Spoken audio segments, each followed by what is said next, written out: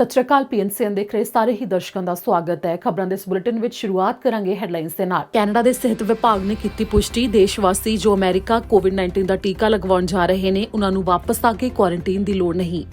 Canada ਤੇ America ਦੇ border ਬੰਦ ਕੀਤੇ ਜਾਣ ਦੇ ਸਮੇਂ ਦੇ ਵਿੱਚ ਹੋਵੇਗਾ ਹੋਰ ਵਾਧਾ। ਪ੍ਰਧਾਨ ਮੰਤਰੀ ਜਸਟਿਨ ਟਰੂਡੋ ਨੇ ਇਸ ਦੇ ਬਾਰੇ ਅੱਜ ਕੀ ਕਿਹਾ, ਇਹ ਵੀ ਦੱਸਾਂਗੇ।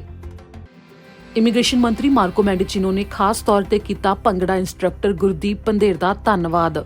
ਦੱਸਾਂਗੇ ਕੀ ਕੁਝ ਕਿਹਾ। ਪਬਲਿਕ ਸੇਫਟੀ ਮੰਤਰੀ ਨੇ ਬ੍ਰਿਟਿਸ਼ ਕੋਲੰਬੀਆ ਦੇ ਅਧਿਕਾਰੀਆਂ ਦੇ ਨਾਲ ਅੱਜ ਕੀਤੀ ਬੈਠਕ। ਗੈਂਗਵਾਰ ਦੇ ਵਧੇ ਮਾਮਲਿਆਂ ਦੇ ਬਾਰੇ ਚਰਚਾ। ontario ਦੇ ਇਮੀਗ੍ਰੇਸ਼ਨ ਵਿਭਾਗ ਨੇ ਕੱਢਿਆ ਤਾਜ਼ਾ ਡਰਾਅ, ਇੰਟਰਨੈਸ਼ਨਲ ਸਟੂਡੈਂਟਸ ਨੂੰ ਗਈ ਇਨਵੀਟੇਸ਼ਨ। ਕਿਊਬੈਕ ਸਰਕਾਰ ਨੇ ਕਰ ਦਿੱਤਾ ਐਲਾਨ, ਦੱਸਾਂਗੇ ਵੱਖੋ ਵੱਖਰੇ ਪੜਾਅ ਤਹਿਤ ਕਿਸ ਤਰ੍ਹਾਂ ਹਟਾ ਦਿੱਤੀਆਂ ਜਾਣਗੀਆਂ ਸਿਹਤ ਸੰਬੰਧੀ ਪਾਬੰਦੀਆਂ ਤੇ ਕਦੋਂ ਤੱਕ 2500 ਵਿਅਕਤੀ ਵੀ ਹੋ ਸਕਣਗੇ ਇਕੱਠੇ।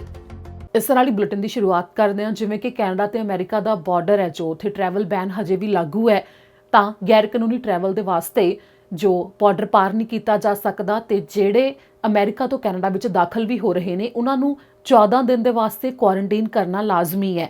ਪਰ ਇਸ ਨੂੰ ਲੈ ਕੇ ਸਿਹਤ ਅਧਿਕਾਰੀਆਂ ਨੇ ਹੁਣ ਪੁਸ਼ਟੀ ਕਰ ਦਿੱਤੀ ਹੈ ਕਿ ਉਹਨਾਂ ਨੂੰ ਕੁਆਰੰਟਾਈਨ ਕਰਨ ਦੀ ਲੋੜ ਨਹੀਂ ਪਵੇਗੀ ਜਿਹੜੇ ਕਿ ਅਮਰੀਕਾ ਦੇ ਵਿੱਚ ਟੀਕਾ ਲਗਵਾਉਣ ਦੇ ਵਾਸਤੇ ਜਾਂਦੇ ਨੇ। ਪਰ ਇਸ ਮੌਕੇ ਕੁਝ ਸ਼ਰਤਾਂ ਰੱਖੀਆਂ ਨੇ। ਜਿਹੜੇ ਉਹਨਾਂ ਸ਼ਰਤਾਂ ਨੂੰ ਪੂਰੀਆਂ ਕਰਨਗੇ ਤੇ ਕੈਨੇਡਾ ਤੋਂ ਅਮਰੀਕਾ ਦੇ ਵਿੱਚ ਕੋਵਿਡ-19 ਦਾ ਟੀਕਾ ਲਗਵਾਉਣ ਦੇ ਲਈ ਗਏ ਹੋਣਗੇ ਤੇ ਜਦੋਂ ਵਾਪਸ ਆਉਣਗੇ ਤਾਂ ਉੱਥੇ ਆ ਕੇ ਉਹਨਾਂ ਨੂੰ ਕੁਆਰੰਟਾਈਨ ਕਰਨ ਦੀ ਲੋੜ ਨਹੀਂ ਹੋਵੇਗੀ।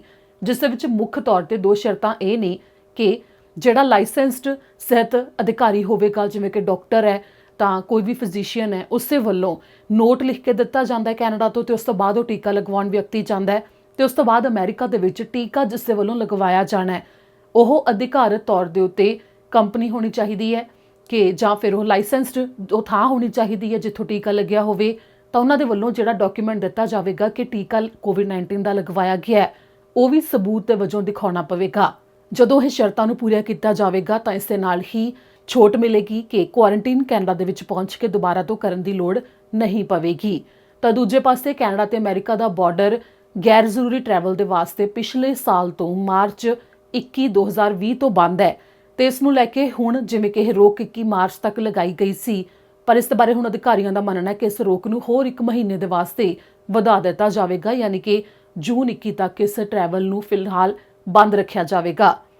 ਇਸ ਦੇ ਉੱਤੇ ਦੋਵੇਂ ਦੇਸ਼ਾਂ ਦੇ ਅਧਿਕਾਰੀਆਂ ਦੇ ਵੱਲੋਂ ਲਗਾਤਾਰ ਗੱਲਬਾਤ ਵੀ ਜਾਰੀ ਹੈ ਤੇ ਕੋਵਿਡ-19 ਦੇ ਟੀਕੇ ਜ਼ਿਆਦਾ ਗਿਣਤੀ ਦੇ ਵਿੱਚ ਕੈਨੇਡਾ ਦੇ ਵਿੱਚ ਲੱਗ ਜਾਣ ਤੇ ਹਾਲਾਤ ਦੇ ਵਿੱਚ ਸੁਧਾਰ ਆ ਜਾਵੇ, ਜਿਸ ਤੋਂ ਬਾਅਦ ਹੀ ਕੈਨੇਡਾ ਤੋਂ ਅਧਿਕਾਰੀਆਂ ਦੇ ਵੱਲੋਂ ਫੈਸਲਾ ਲਿਆ ਜਾਵੇਗਾ ਕਿ ਬਾਰਡਰ ਨੂੰ ਮੁੜ ਤੋਂ ਖੋਲ੍ਹਿਆ ਜਾਵੇ।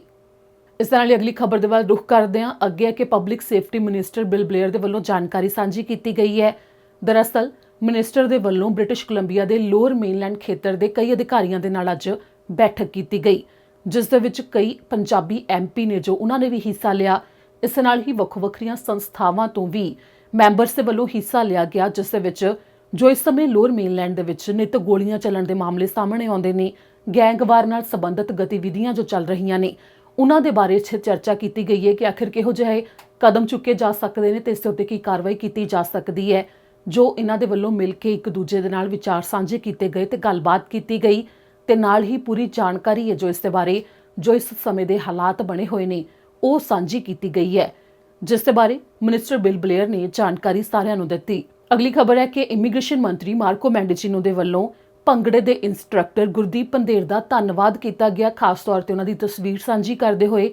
ਦਰਅਸਲ ਕੈਨੇਡਾ ਦੇ ਵਿੱਚ ਇਹ ਹਫ਼ਤਾ ਨਾਗਰਿਕਤਾ ਨੂੰ ਸਮਰਪਿਤ ਮਨਾਇਆ ਜਾ ਰਿਹਾ ਹੈ, ਜਿਸ ਦੇ ਬਾਰੇ ਤੁਹਾਨੂੰ ਅਸੀਂ ਜਾਣਕਾਰੀ ਵੀ ਦਿੱਤੀ ਸੀ ਇੱਕ ਰਿਪੋਰਟ ਦੇ ਵਿੱਚ। ਤਾਂ ਇਸ ਮੌਕੇ ਜਦੋਂ ਇੱਕ ਸਿਟੀਜ਼ਨਸ਼ਿਪ ਸੈਰੇਮਨੀ ਦੇ ਵਿੱਚ ਇਮੀਗ੍ਰੇਸ਼ਨ ਮੰਤਰੀ ਮਾਰਕੋ ਮੈਂਡੀਚੀਨੋ ਨੇ ਹਿੱਸਾ ਲਿਆ ਕਿ 32 ਜਣਿਆਂ ਨੂੰ ਸਿਟੀਜ਼ਨਸ਼ਿਪ ਕੈਨੇਡਾ ਦੀ ਦਿੱਤੀ ਗਈ, ਤਾਂ ਉਸ ਮੌਕੇ ਭੰਗੜਾ ਇੰਸਟ੍ਰਕਟਰ ਗੁਰਦੀਪ ਪੰਧੇਰ ਦੇ ਵੱਲੋਂ ਭੰਗੜਾ ਪਾਇਆ ਗਿਆ ਤੇ ਖੁਸ਼ੀਆਂ ਨੂੰ ਸਾਂਝਾ ਕੀਤਾ ਗਿਆ। ਤੇ ਇਸ ਗੱਲ ਦੇ ਵਾਸਤੇ ਗੁਰਦੀਪ ਪੰਧੇਰ ਦਾ ਧੰਨਵਾਦ ਇਮੀਗ੍ਰੇਸ਼ਨ ਮੰਤਰੀ ਨੇ ਕੀਤਾ ਤੇ ਨਾਲ ਹੀ ਮਾਰਕੋ ਮੈਂਡੀਚੀਨੋ ਦੇ ਵੱਲੋਂ ਲਿਖਿਆ ਗਿਆ ਕਿ ਕੈਨੇਡਾ ਦੇ ਆਪਣੇ ਭੰਗੜਾ ਇੰਸਟ੍ਰਕਟਰ ਗੁਰਦੀਪ ਪੰਧੇਰ ਦਾ ਉਹ ਧੰਨਵਾਦ ਕਰਦੇ ਨੇ। ਅਗਲੀ ਖਬਰ ਹੈ ਕਿ ਪ੍ਰਧਾਨ ਮੰਤਰੀ ਜਸਟਿਨ ਟਰੂਡੋ ਨੇ ਅੱਜ ਪ੍ਰੈਸ ਕਾਨਫਰੰਸ ਕੀਤੀ ਸੀ, ਜਿਸ ਦੇ ਵਿੱਚ ਜੋ ਕੈਨੇਡਾ ਭਰ ਦੇ ਵਿੱਚ ਕੋਵਿਡ-19 ਦੇ ਮੌਕੇ ਹਾਲਾਤ ਬਣੇ ਹੋਏ ਨੇ ਵੱਖੋ ਵੱਖਰੇ ਮੁੱਦਿਆਂ ਦੇ ਉੱਤੇ ਉਹਨਾਂ ਨੇ ਇੱਥੇ ਗੱਲਬਾਤ ਕੀਤੀ। ਤਾਂ ਨਾਲ ਹੀ ਖਾਸ ਤੌਰ ਦੇ ਉੱਤੇ ਪ੍ਰਧਾਨ ਮੰਤਰੀ ਨੂੰ ਸਵਾਲ ਪੁੱਛਿਆ ਗਿਆ ਉਸ ਨਾਲ ਸੰਬੰਧਿਤ ਜੋ ਕੈਨੇਡੀਅਨ ਫੌਜ ਦੇ ਵਿੱਚੋਂ ਜਿਨਸੀ ਸ਼ੋਸ਼ਣ ਦੇ ਮਾਮਲੇ ਸਾਹਮਣੇ ਆਏ। ਤਾਂ ਉਸ ਤੋਂ ਬਾਅਦ ਪ੍ਰਧਾਨ ਮੰਤਰੀ ਨੂੰ ਪੁੱਛਿਆ ਗਿਆ ਕਿ ਕੀ ਉਹ ਆਪਣੀ ਬੇਟੀ ਨੂੰ ਕੈਨੇਡੀਅਨ ਫੌਜ ਦੇ ਵਿੱਚ ਜੇਕਰ ਉਹ ਜਾਣਾ ਚਾਹੇਗੀ ਤਾਂ ਇਜਾਜ਼ਤ ਦੇਣਗੇ ਜਾਣ ਦੀ, ਕਿਉਂਕਿ ਜੋ ਇਸ ਸਮੇਂ ਹਾਲਾਤ ਨੇ, ਜੋ ਵੱਖੋ ਵੱਖਰੇ ਮਾਮਲੇ ਸਾਹਮਣੇ ਆ ਰਹੇ ਨੇ, ਤਾਂ ਉਸ ਤੋਂ ਬਾਅਦ ਪ੍ਰਧਾਨ ਮੰਤਰੀ ਜਸਟਿਨ ਟਰੂਡੋ ਨੇ ਜਵਾਬ ਦਿੱਤਾ ਕਿ ਉਹਨਾਂ ਦੀ ਬੇਟੀ ਜੋ ਵੀ ਕਰਨਾ ਚਾਹੇਗੀ, ਅੱਗੇ ਜਾ ਕੇ ਜਿਹੜੇ ਵੀ ਕੈਰੀਅਰ ਦੇ ਵਿੱਚ ਜਾਣਾ ਚਾਹੇਗੀ, ਉਹ ਉਸ ਨੂੰ ਸਮਰਥਨ ਦੇਣਗੇ। ਪਰ ਇਸ ਮੌਕੇ ਉਹ ਇਹ ਵੀ ਚਾਹਣਗੇ ਕਿ ਜਿੱਥੇ ਵੀ ਉਹਨਾਂ ਦੀ ਬੇਟੀ ਜਾਵੇ ਉਹ ਸੁਰੱਖਿਅਤ ਹੋਵੇ, ਉੱਥੇ ਉਸ ਨੂੰ ਕਿਸੇ ਵੀ ਤਰ੍ਹਾਂ ਦੇ ਬੁਰੇ ਵਤੀਰੇ ਦਾ ਸਾਹਮਣਾ ਨਾ ਕਰਨਾ ਪਵੇ, ਤੇ ਨਾਲ ਹੀ ਜਿੱਥੇ ਪੁਰਸ਼ ਤੇ ਔਰਤਾਂ ਦੋਵਾਂ ਦੀ ਤਨਖਾਹ ਹੈ ਉਹ ਵੀ ਬਰਾਬਰ ਹੋਵੇ। ਇਸ ਮੌਕੇ ਪ੍ਰਧਾਨ ਮੰਤਰੀ ਜਸਟਿਨ ਟਰੂਡੋ ਦੇ ਵੱਲੋਂ ਇਹ ਜਵਾਬ ਦਿੱਤਾ ਗਿਆ। She is filled with dreams and hopes like any little girl, like any child. And I would want to know that whatever workplace that she goes into, she will be treated fairly. She will not face discrimination or harassment. She will be paid as much as a man will, which is a big part of why we're so strong about moving forward on pay equity, which will come into force this summer. There are many things I wish for my daughter, but they are not different than that I wish for any daughter across this country. We have to do better, whether it's in the military or in corporate Canada or within our communities in fighting against gender-based violence. We have work to do, but I am confident that in the coming years we will continue. ਅੱਗੇ ਖਬਰ ਹੈ ਕਿ Ontario ਦੇ immigration ਵਿਭਾਗ ਨੇ ਤਾਜ਼ਾ draw ਕੱਢਿਆ ਹੈ। ਇੰਟਰਨੈਸ਼ਨਲ ਸਟੂਡੈਂਟਸ ਨੂੰ ਇਸ ਦੇ ਵਿੱਚ ਇਨਵੀਟੇਸ਼ਨ ਭੇਜੇ ਗਏ ਨੇ। ਓਨਟਾਰੀਓ ਦੇ ਇਮੀਗ੍ਰੇਸ਼ਨ ਵਿਭਾਗ ਨੇ ਇੰਟਰਨੈਸ਼ਨਲ ਸਟੂਡੈਂਟਸ ਦੇ ਵਾਸਤੇ ਤਾਜ਼ਾ ਡਰਾਅ ਕੱਢਿਆ ਹੈ। ਮਈ 18 ਨੂੰ ਕੱਢੇ ਗਏ ਇਸ ਡਰਾਅ ਦੇ ਵਿੱਚ 138 ਇੰਟਰਨੈਸ਼ਨਲ ਵਿਦਿਆਰਥੀਆਂ ਨੂੰ ਇਨਵੀਟੇਸ਼ਨ ਗਏ ਨੇ। ਓਨਟਾਰੀਓ ਇਮੀਗ੍ਰੈਂਟ ਨੋਮਨੀ ਪ੍ਰੋਗਰਾਮ ਦੇ ਤਹਿਤ ਇਹ ਇਨਵੀਟੇਸ਼ਨ ਗਏ ਨੇ, ਜਿਸ ਦੇ ਵਿੱਚ Ontario EMPLOYER job offer international student stream ਦੇ ਵਾਸਤੇ ਜਿਹੜੇ ਯੋਗਤਾ ਰੱਖਦੇ ਸਨ, ਉਹਨਾਂ ਨੂੰ ਅੱਗੇ PR ਦੇ ਵਾਸਤੇ ਪ੍ਰਕਿਰਿਆ ਸ਼ੁਰੂ ਹੋਵੇਗੀ। ਪਹਿਲਾਂ ਉਹਨਾਂ ਦੀ ਸੂਬੇ ਦੀ PNP ਅਪਰੂਵ ਹੋਵੇਗੀ, ਤਾਂ ਉਸ ਤੋਂ ਬਾਅਦ ਉਹ ਫੈਡਰਲ ਦੇ ਵਿੱਚ PR ਲਾ ਸਕਣਗੇ। ਇਸ ਦੇ ਵਾਸਤੇ ਜਿਨ੍ਹਾਂ ਨੂੰ ਇਨਵੀਟੇਸ਼ਨ ਗਏ ਨੇ, ਉਸ ਦੇ ਵਿੱਚ ਘੱਟੋ ਘੱਟ ਜੋ ਸਕੋਰ ਹੈ ਉਹ 77 ਤੱਕ ਚਾਹੀਦਾ ਸੀ। ਇਸ ਦੇ ਨਾਲ ਹੀ ਓਨਟਾਰੀਓ ਦੇ ਵਿੱਚ ਕੰਮ ਕਰਨ ਦੇ ਲਈ ਜੌਬ ਆਫਰ ਲੈਟਰ ਵੀ ਉਹਨਾਂ ਨੂੰ ਚਾਹੀਦੇ ਸਨ। ਜਿਨ੍ਹਾਂ ਨੇ ਇਸ ਦੇ ਵਾਸਤੇ ਅਪਲਾਈ ਕੀਤਾ ਤੇ ਉਹਨਾਂ ਨੂੰ ਇਨਵੀਟੇਸ਼ਨ ਗਏ ਨੇ। ਅੱਗੇ ਹੈ ਕਿ ਕਿਊਬੈਕ ਸੂਬੇ ਨੇ ਖਾਸ ਐਲਾਨ ਕੀਤਾ ਹੈ, ਜਿਸ ਦੇ ਵਿੱਚ ਕਿਊਬੈਕ ਸਰਕਾਰ ਨੇ ਕਿਹਾ ਹੈ ਕਿ ਵੱਖੋ ਵੱਖਰੇ ਪੜਾਅ ਹੋਣਗੇ ਜਿਨ੍ਹਾਂ ਦੇ ਤਹਿਤ ਹਦਾਇਤਾਂ ਨੂੰ ਹਟਾ ਦਿੱਤਾ ਜਾਵੇਗਾ। ਸਿਹਤ ਹਦਾਇਤਾਂ ਦੇ ਵਿੱਚ ਢਿੱਲ ਦੇਣ ਦੇ ਬਾਰੇ ਐਲਾਨ ਕੀਤਾ ਜਾਵੇਗਾ। ਇਸ ਦੇ ਬਾਰੇ ਕੱਲ ਉਹਨਾਂ ਨੇ ਜਾਣਕਾਰੀ ਦਿੱਤੀ ਸੀ ਤੇ ਅੱਜ ਇਹ ਐਲਾਨ ਕੀਤਾ ਗਿਆ। ਤੁਹਾਨੂੰ ਦੱਸਾਂਗੇ ਕਿ ਆਖਿਰ ਕਿਸ ਤਰ੍ਹਾਂ ਕਿਊਬੈਕ ਸਰਕਾਰ ਦੇ ਵੱਲੋਂ ਇਹ ਹਦਾਇਤਾਂ ਵਾਰੋ-ਵਾਰੀ ਹਟਾਈਆਂ ਜਾਣਗੀਆਂ। ਕਿਊਬੈਕ ਸਰਕਾਰ ਨੇ ਅੱਜ ਐਲਾਨ ਕਰ ਦਿੱਤਾ ਹੈ ਕਿ ਸੂਬੇ ਦੇ ਵਿੱਚ ਆਮ ਵਰਗਾ ਮਾਹੌਲ ਹੌਲੀ-ਹੌਲੀ ਸ਼ੁਰੂ ਹੋਵੇਗਾ, ਕਿਉਂਕਿ ਸਿਹਤ ਹਦਾਇਤਾਂ ਨੇ ਜੋ ਵੱਖੋ ਵੱਖਰੇ ਪੜਾਅ ਤਹਿਤ ਹਟਾਈਆਂ ਜਾ ਰਹੀਆਂ ਨੇ। ਸੂਬੇ ਦੇ ਵਿੱਚ ਐਲਾਨ ਕੀਤਾ ਗਿਆ ਹੈ ਕਿ ਮਈ 31 ਤੋਂ ਸ਼ੁਰੂਆਤ ਹੋ ਰਹੀ ਹੈ, ਜਿਸ ਤੋਂ ਬਾਅਦ ਮਾਹੌਲ ਆਮ ਵਰਗਾ ਲੱਗਣ ਲੱਗੇਗਾ। ਇਸ ਤਰ੍ਹਾਂ ਦੱਸਿਆ ਗਿਆ ਹੈ ਕਿ 31 ਮਈ ਤੋਂ ਸੂਬੇ ਦੇ ਵਿੱਚ ਔਰੇਂਜ ਜ਼ੋਨ ਐਲਾਨ ਦਿੱਤੀ ਜਾਵੇਗੀ, ਜਦੋਂ ਤੋਂ ਰੈਸਟੋਰੈਂਟ ਤੇ ਜਿਮ ਖੁੱਲ੍ਹ ਸਕਣਗੇ। ਪਰ ਕੁਝ ਹਦਾਇਤਾਂ ਜ਼ਰੂਰ ਹੋਣਗੀਆਂ, ਪਰ ਉਹ ਮੁੜ ਤੋਂ ਖੁੱਲ੍ਹ ਸਕਣਗੇ। ਇਸ ਨਾਲ ਹੀ ਹਾਈ ਸਕੂਲ ਦੇ ਵਿਦਿਆਰਥੀ ਦੁਬਾਰਾ ਤੋਂ ਫੁੱਲ ਟਾਈਮ ਕਲਾਸ ਦੇ ਵਿੱਚ ਜਾ ਸਕਣਗੇ। ਉਸ ਤੋਂ 2 ਹਫ਼ਤੇ ਬਾਅਦ ਜੂਨ 14 ਤੱਕ ਸੂਬੇ ਦੇ ਵਿੱਚ ਯੈਲੋ ਜ਼ੋਨ ਦਾ ਐਲਾਨ ਹੋਵੇਗਾ, ਜਿਸ ਦੇ ਨਾਲ ਖੇਡਾਂ ਵਿੱਚ ਜਿਹੜੀਆਂ ਟੀਮਾਂ ਨੇ ਉਹ ਖੇਡ ਸਕਣਗੀਆਂ। ਲੋਕ ਇੱਕ ਦੂਜੇ ਦੇ ਘਰਾਂ ਦੇ ਵਿੱਚ ਵੀ ਜਾ ਸਕਣਗੇ। ਜੋ ਬਾਰ ਨੇ ਉਹ ਵੀ ਆਪਣੇ ਦਰਵਾਜ਼ੇ ਖੋਲ ਦੇਣਗੇ। ਜਿਵੇਂ ਕਿ 14 ਜੂਨ ਤੋਂ ਤਾਂ ਬਾਰ ਖੋਲੇ ਜਾਣ ਦੀ ਇਜਾਜ਼ਤ ਮਿਲ ਰਹੀ ਹੈ, ਤਾਂ ਉਸ ਤੋਂ ਪਹਿਲਾਂ ਜੂਨ 11 ਤੋਂ ਉਹ ਜੋ ਟੈਰਿਸ ਦੇ ਉੱਤੇ ਆਪਣਾ ਕੰਮ ਖੋਲ ਸਕਦੇ ਨੇ। ਇਸ ਦੇ ਨਾਲ ਹੀ ਜੂਨ ਦੇ ਅੰਤ ਤੱਕ ਹੋਰ ਜ਼ਿਆਦਾ ਹਦਾਇਤਾਂ ਨੂੰ ਘੱਟ ਕਰ ਦਿੱਤਾ ਜਾਵੇਗਾ। ਕਿਊਬੈਕ ਦੇ ਵਿੱਚ ਗ੍ਰੀਨ ਜ਼ੋਨ ਦਾ ਐਲਾਨ ਹੋ ਜਾਵੇਗਾ, ਜਿੱਥੇ ਕਿ 10 ਦੇ ਕਰੀਬ ਵਿਅਕਤੀ ਇੱਕ ਦੂਜੇ ਦੇ ਘਰਾਂ ਦੇ ਵਿੱਚ ਜਾ ਕੇ ਇਕੱਠ ਵੀ ਕਰ ਸਕਣਗੇ।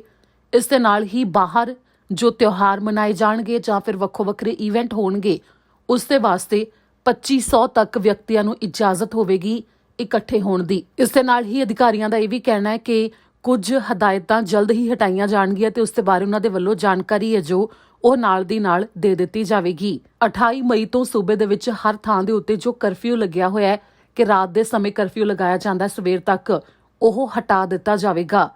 ਇਸ ਦੇ ਨਾਲ ਹੀ 28 ਮਈ ਤੋਂ ਜਿੰਨੇ ਵੀ ਰੈਸਟੋਰੈਂਟ ਨੇ ਉਹ ਟੈਰਿਸ ਦੇ ਉੱਤੇ ਆਪਣਾ ਕੰਮ ਖੋਲ ਸਕਦੇ ਨੇ ਤੇ ਨਾਲ ਹੀ ਘਰਾਂ ਦੇ ਬਾਹਰ ਵੀ ਛੋਟੇ ਇਕੱਠ ਕੀਤੇ ਜਾ ਸਕਦੇ ਨੇ, ਜਿਸ ਦੇ ਵਿੱਚ 8 ਦੇ ਕਰੀਬ ਵਿਅਕਤੀ ਬੈਕਯਾਰਡ ਦੇ ਵਿੱਚ ਇਕੱਠੇ ਹੋ ਸਕਦੇ ਨੇ। ਅਗਲੀ ਖਬਰ ਹੈ ਕਿ ਮਿਸ਼ਨ RCMP ਨੇ ਜਾਣਕਾਰੀ ਸਾਂਝੀ ਕੀਤੀ ਹੈ। ਮਿਸ਼ਨ ਦੇ ਵਿੱਚ ਇੱਕ ਗੱਡੀ ਦੇ ਵਿੱਚੋਂ ਉਹਨਾਂ ਨੂੰ ਲਾਸ਼ ਮਿਲੀ। ਪੁਲਿਸ ਅਧਿਕਾਰੀਆਂ ਨੇ ਜਾਣਕਾਰੀ ਦਿੱਤੀ ਹੈ ਕਿ ਮਿਸ਼ਨ ਦੇ ਵਿੱਚ ਇੱਕ ਗੱਡੀ ਦੇ ਵਿੱਚੋਂ ਉਹਨਾਂ ਨੂੰ ਮ੍ਰਿਤਕ ਦੇਹ ਮਿਲੀ ਹੈ।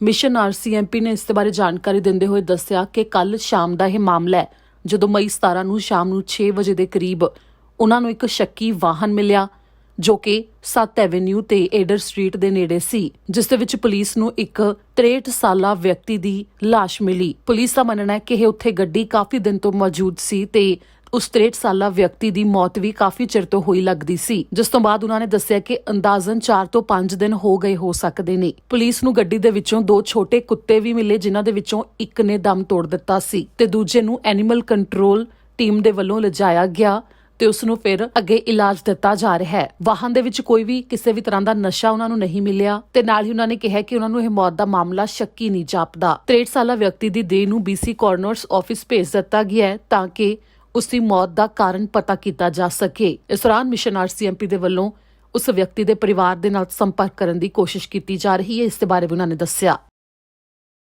ਅੱਗੇ ਕਿ ਪ੍ਰਧਾਨ ਮੰਤਰੀ ਜਸਟਿਨ ਟਰੂਡੋ ਨੇ ਇਸ ਗੱਲ ਦੇ ਉੱਤੇ ਅੱਜ ਬਿਆਨ ਜਾਰੀ ਕੀਤਾ ਕਿ ਆਖਿਰ ਕੈਨੇਡਾ ਤੇ ਅਮਰੀਕਾ ਦੇ ਬਾਰਡਰ ਕਦੋਂ ਤੱਕ ਖੁੱਲ ਸਕਣਗੇ। ਕਈ ਦਿਨ ਤੋਂ ਕਿਆਸ ਲਾਏ ਜਾ ਰਹੇ ਨੇ ਕਿ ਅਮਰੀਕਾ ਤੇ ਕੈਨੇਡਾ ਦੇ ਬਾਰਡਰ ਜਲਦ ਹੀ ਖੁੱਲ ਸਕਦੇ ਨੇ ਤੇ ਇਸ ਦੇ ਉੱਤੇ ਉੱਚ ਅਧਿਕਾਰੀਆਂ ਦੀਆਂ ਬੈਠਕਾਂ ਵੀ ਹੋ ਰਹੀਆਂ ਨੇ ਤੇ ਗੱਲਬਾਤ ਜਾਰੀ ਹੈ।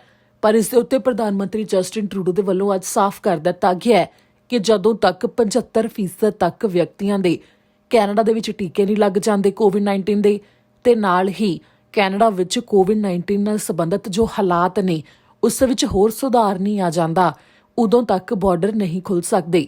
ਜਿਸ ਵਾਸਤੇ ਪ੍ਰਧਾਨ ਮੰਤਰੀ ਜਸਟਿਨ ਟਰੂਡੋ ਨੇ ਕਿਹਾ ਕਿ ਅਜਿਹਾ ਫੈਸਲਾ ਲੈਣ ਤੋਂ ਪਹਿਲਾਂ ਇਹ ਦੇਖਿਆ ਜਾਵੇਗਾ ਕਿ ਕੈਨੇਡਾ ਵਾਸੀਆਂ ਦੀ ਸੁਰੱਖਿਆ ਕਿਸ ਦੇ ਵਿੱਚ ਹੈ, ਜਿਸ ਨੂੰ ਪਹਿਲ ਦਿੰਦੇ ਹੋਏ ਇਸ ਦੇ ਉੱਤੇ ਕੋਈ ਫੈਸਲਾ ਲਿਆ ਜਾ ਸਕਦਾ ਹੈ।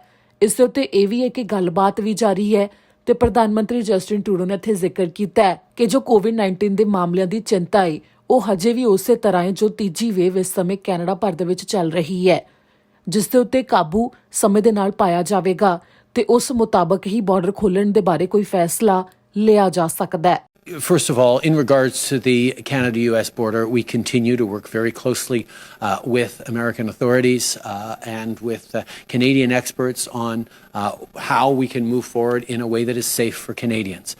We know that we are not yet out of this third wave.